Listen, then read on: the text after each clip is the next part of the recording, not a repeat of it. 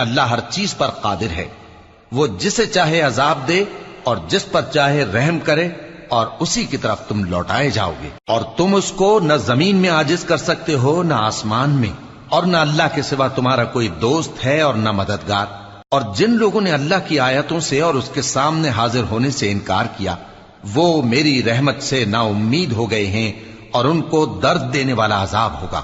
تو ان کی قوم کے لوگ جواب میں بولے تو یہ بولے کہ اسے مار ڈالو یا جلا دو، مگر اللہ نے ان کو آگ میں جلنے سے بچا لیا۔